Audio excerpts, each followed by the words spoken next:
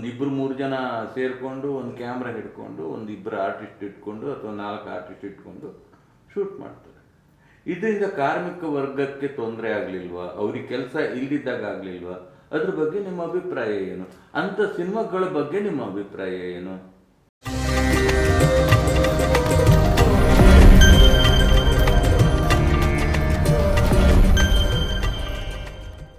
ಇದು ಒಳ್ಳೆ ಪ್ರಶ್ನೆ ನೀವು ಕೇಳಿದ್ದು.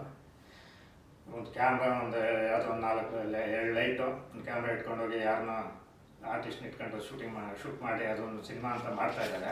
ಬಟ್ ನೀವು ಇತ್ತೀಚಿನ ದಿನಗಳಲ್ಲಿ ನೀವು ನೋಡ್ದಂಗೆ 380-400 ಸಿನಿಮಾ ವರ್ಷಕ್ಕೆ ನಿರ್ಮಾಣ ಆಗ್ತಾ ಇದೆ.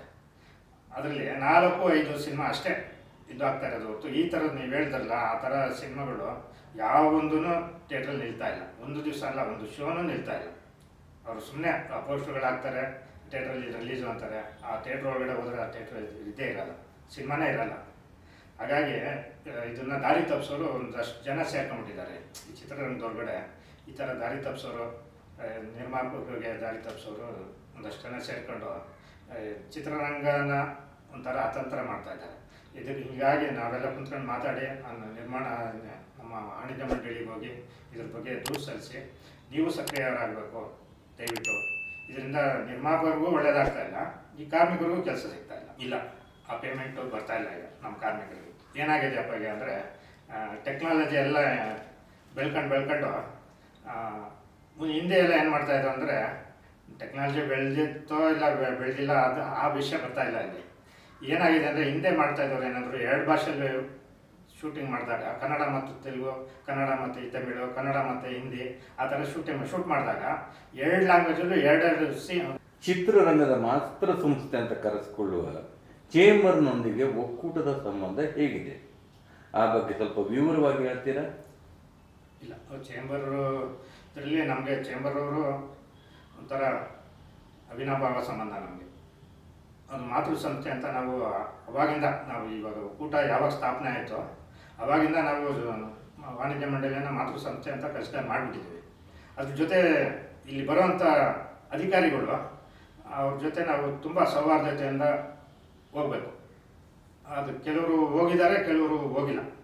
ಅದು ನಾವು ಯಾರು ಹೋಗಿದ್ದಾರೆ ಯಾರು ಹೋಗಿಲ್ಲ ಅಂತ ನಾವು ಹೇಳೋಕ್ಕಾಗೋದಿಲ್ಲ. ಬಟ್ ಇತ್ತೀಚಿನ ದಿನಗಳಂತೂ ತುಂಬಾ ನಮಗೆ ಅವ್ರಿಗೆ ಸಂಬಂಧ ತುಂಬಾ ಚೆನ್ನಾಗಿದೆ.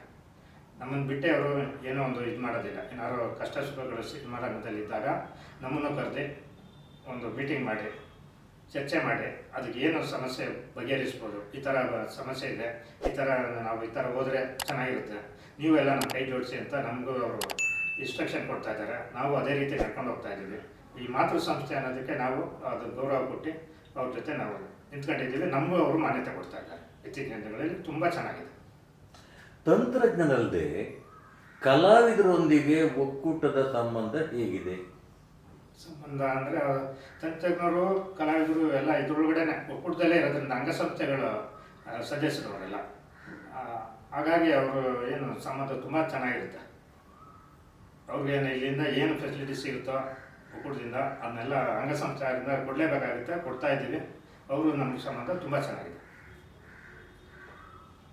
ಈ ಒಕ್ಕೂಟದ ಮೊದಲ ಅಧ್ಯಕ್ಷರು ಯಾರು? ಇಲ್ಲಿ ತನಕ ಎಷ್ಟು ಅಧ್ಯಕ್ಷರಾಗಿದ್ದಾರೆ? ಅವರ ಇಂದ ಇವತ್ತವರೆಗೂ 7 ಜನ, ನನ್ನ ಸೇರಿ 8 ಜನ, 7 ಜನ ಇಲ್ಲಿ ಕಾರ್ಯನಿರ್ವಹಿಸಿದ್ದಾರೆ. ಅದೇ 8ನೇವನಾಗಿ ನಾನಿವಾಗ ಮುಂದುವರ್ಸ್ಕೊಂಡು ಹೋಗ್ತಾ ಇದ್ದೆ. ಅಧ್ಯಕ್ಷರು ಯಾರ್ಯಾರು ಆಗಿದ್ರು, ಅವ್ರ ಕಾಲದಲ್ಲಿ ಏನೇನು ಪ್ರಗತಿಯಾಗಿದೆ? ಅಧ್ಯಕ್ಷರು ಮೊದಲನೇ ಅಧ್ಯಕ್ಷರು ಬಂದು ನಾನು ಹೇಳ್ದಂಗೆ ಅಶೋಕ್ ಸರ್ ಆಗಿದ್ದರು. ಅಶೋಕ್ ಸರ್ ಆಗಿದ್ದಾಗ ಈ ಒಕ್ಕೂಟನ ತುಂಬ ಸದೃಢವಾಗಿ ಕಟ್ಟಿದ್ರು ಅಂತ ಹೇಳೋಕ್ಕೆ ಇಷ್ಟಪಡ್ತೀನಿ.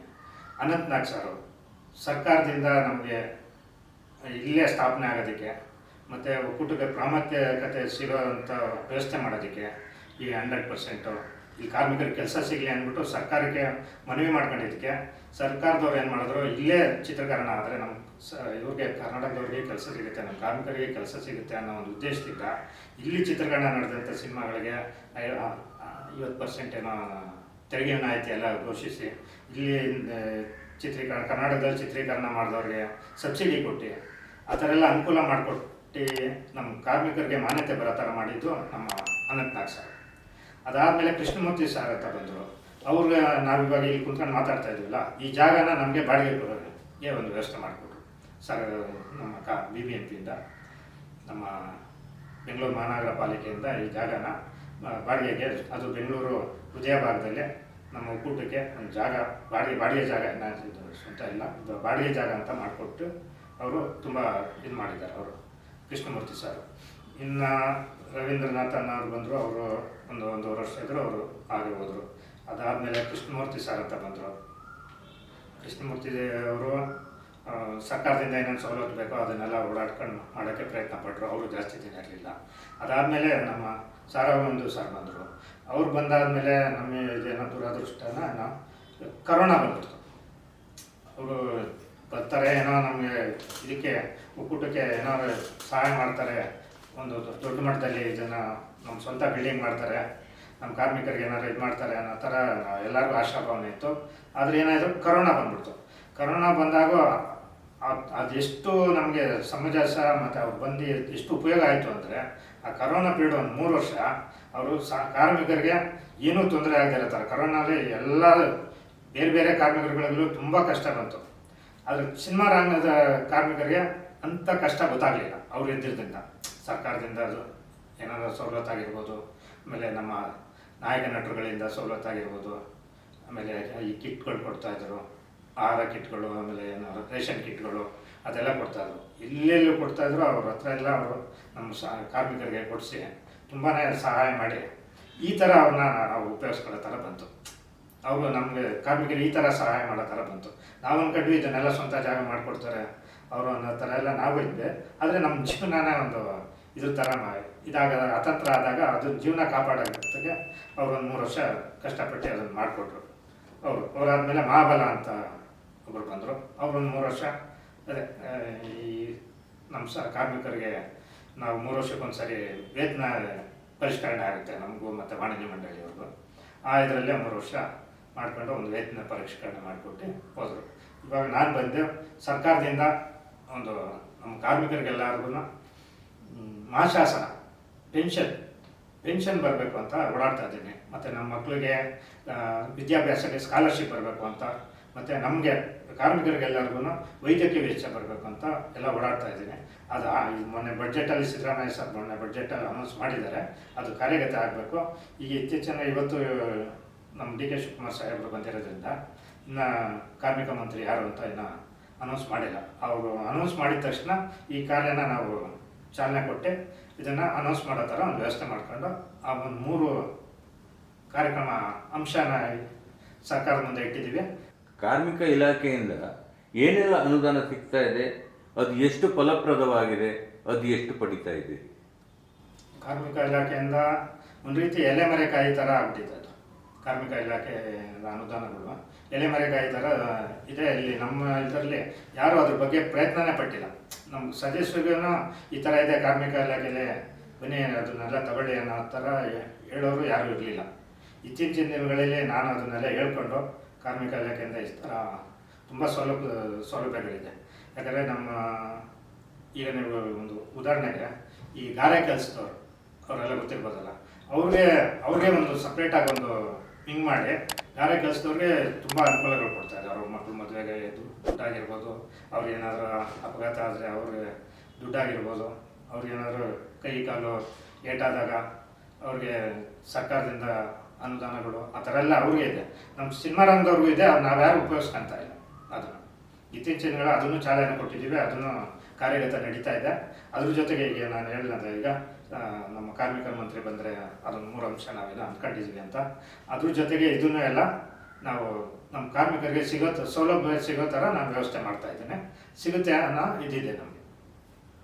ಮೊದಲು ಒಂದು ಚಿತ್ರ ಬಿಡುಗಡೆಯಾಗಿ 100 ದಿನ ಹೋದರೆ ಹಬ್ಬದ ವಾತಾವರಣ ಇರ್ತಾರೆ. ಇಡೀ ಇಂಡಸ್ಟ್ರಿಯಲ್ಲಿ, ನಿರ್ಮಾಪಕರಲ್ಲಿ, ಕಾರ್ಮಿಕರಲ್ಲಿ, ಎಲ್ಲರಲ್ಲೂ, ಕಲಾವಿದರಲ್ಲಿ. ಇವತ್ತದು ಕಾಣ್ತಾ ಇಲ್ಲ, ಯಾಕೆ? ಒಳ್ಳೆ ಕ್ವಶನ್ ಕೇಳಿದ್ರೆ, ಮುಂದೆ 3 ದಿವಸ ಓಡಿದ್ರೆ ಅಂತಲ್ಲ, ಒಂದು ಸಿನಿಮಾ ಸ್ಟಾರ್ಟ್ ಆಗ್ತಾ ಇದ್ದಂಗೆ ನಮ್ಮ ಮನೇಲಿ ಹಬ್ಬ ಥರನೇ ನಮ್ಮದೇ ಇದು. ನಮ್ಮನೇಲಿ ಯಾರೋ ಒಬ್ಬರು ನಿರ್ಮಾಪಕರು ಸಿನಿಮಾ ತೆಗಿತಾರೆ ಅಂದರೆ, ಇದನ್ನು ನಾನು ಅಲ್ಲಿ ಕೆಲಸ ಮಾಡ್ತಾ ಇದ್ದೀನಿ ಅಂದರೆ ನಮಗೆ ಅವತ್ತಿಂದ ಹಬ್ಬನೇ. ಸಿನಿಮಾ ಶೂಟಿಂಗ್ ನಡೀತಾ ಇದ್ದಾಗಿಂದ ಹಬ್ಬನೇ. ಆದರೆ ಇತ್ತೀಚಿನ ದಿನಗಳಲ್ಲಿ ಅದು ಆ ಬಾಂಧವ್ಯಗಳು ಹೊರಟೋಗಿದೆ. ಯಾಕೆ ಹೊರಟೋಗಿದೆ ಅಂದರೆ ಈ ಹೊಸ ಹೊಸ ನಿರ್ಮಾಪಕರುಗಳು ಬಂದು ಅದನ್ನು ಇದು ಮಾಡ್ತಾ ಇದ್ದಾರೆ ಅನ್ನೋದೇ ಇದಾಗ್ತಾ ಇಲ್ಲ. ನಮ್ಮ ಕಾರ್ಮಿಕರಿಗೂ ನಿರ್ಮಾಪಕರಿಗೂ ಆ ಸ್ನೇಹ ಸಂಬಂಧ ಆಗಲಿ, ಒಂದು ಕುಟುಂಬ ಅಂತ ಒಂದು ಕಾರ್ಯನಿರ್ವಹಿಸ್ತಾ ಇದ್ವಲ್ಲ, ಅದನ್ನು ಎಲ್ಲ ಒಂದು ರೀತಿ ವ್ಯಾಪಾರೀಕರಣ ಮಾಡಿಬಿಟ್ಟಿದ್ದಾರೆ. ಆ ಭಾವನೆನೇ ಇಲ್ಲ. ಕೆಲಸ ಮಾಡಿದಾಗ ನೀವು ಹೇಳಿದಾಗ ಹಬ್ಬದ ವಾತಾವರಣ ಅಂತಿರಲ್ಲ, ಇದೇ ಭಾವನೆನೇ ಇಲ್ಲ. ಎಲ್ಲ ಸೇರಿಕೊಂಡು ಹೌದು, ಚಿಕ್ಕ ಚಿಕ್ಕ ವಿಷಯದಿಂದ ಹಿಡ್ಕೊಂಡು ಪಿಕ್ಚರ್ ರಿಲೀಸ್ ಆಗೋ ತನಕ ಪ್ರತಿಯೊಬ್ಬ ಕಾರ್ಮಿಕನು ಆ ಸಿನಿಮಾಕ್ಕೆ ಕೆಲಸ ಮಾಡ್ತಾ ಇದ್ದ. ಇವತ್ತದು ಕಾಣ್ತಾ ಇಲ್ಲ ಅಂತ ಕೆಲವು ಕಡೆ ದೂರುಗಳಿದೆ. ದೂರ ಅಲ್ಲ, ಅದು ಸತ್ಯನೇ. ಅದು ಎಲ್ಲ ಅದೆಲ್ಲ ಹೊರಟೋಗಿದೆ. ಅದನ್ನ ಮುಂದೆ ಬರೋ ಥರ ಅಳವಡಿಸ್ಕೊಬೇಕು. ಹಿಂದೆ ಇದನ್ನ ಇವಾಗ ಅಳವಡಿಸ್ಕೊಳ್ಳೋಕೆ ನಾವು ಪ್ರಯತ್ನ ಪಡ್ತಾ ಇದ್ವಿ. ಒಂದು ಸಿನಿಮಾ ಆಗ್ತಾ ಇದ್ರೆ ಅದು ನನ್ನ ಸಿನಿಮಾ ಅಂತ ಮಾಡೋರು. ಹೌದು, ನಿರ್ಮಾಪಕರ ಸಿನಿಮಾ ಅಲ್ಲ, ಒಬ್ಬ ಕಾರ್ಮಿಕ ಕೂಡ ನನ್ನ ಸಿನಿಮಾ ನಮ್ಮ ಸಿನಿಮಾ ಅಂದ್ಕೊಂಡು ಮಾಡೋರು. ಇವತ್ತು ಆ ವಾತಾವರಣ ಇಲ್ಲ.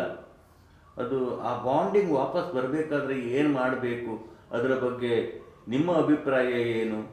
ನೀವು ಅದು ಆ ನಿಟ್ಟಿನಲ್ಲಿ ನೀವೇನು ಕೆಲಸ ಮಾಡಬೇಕು ಅಂತಿದ್ದೀರಿ? ಅದೇ ಆಲೋಚನೆಯಲ್ಲೇ ನಾವು ಕೆಲಸ ಮಾಡ್ತಾ ಇದ್ದೀವಿ ಈಗ.